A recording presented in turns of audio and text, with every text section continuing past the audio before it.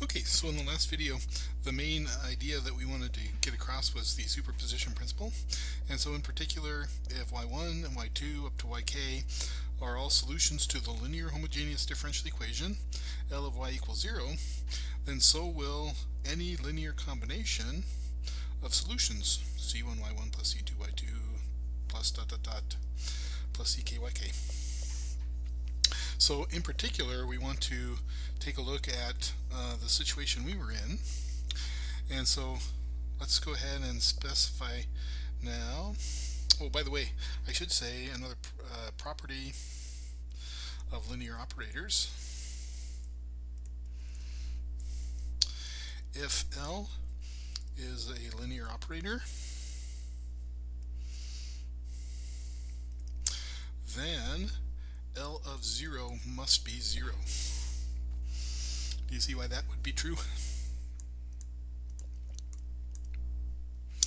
Well, it's because L of c times y is equal to c times L of y. And so this has to be true for all c, right? So in particular, this has to be true for c equal to 0. And so therefore, we don't usually use the operator this way. What we normally will say is, let's call this a lemma.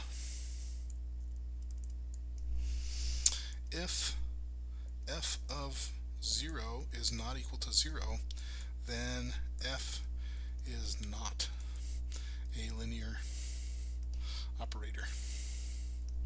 So this is nice to use sometimes when you're trying to show that something's not a linear operator. If 0 does not get sent to 0, then you know it's not linear. Good, okay. So I wanted to talk about the general case here. Let's see, lemma.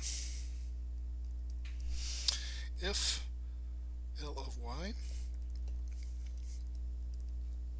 is y double prime plus p of t times y prime plus q of t times y, then L is linear. And we could prove that, but I'll leave that for you to prove. That's actually why we call, that's how we defined a linear differential equation. Okay. So now, let's see. If L is a linear operator, why can't I erase my D? There it is. Linear operator. Then let me say and y1 and y2 are two solutions to L of y equals 0, then so is c1y1 plus c2y2. Okay, now actually you could prove this using the the superposition principle, because that's what all this is. But this is why did I write this? In particular, right? If y1 and y2 each solves y double prime plus p of t times y prime plus q of t times y equals 0, so does c1y1 plus c2y2.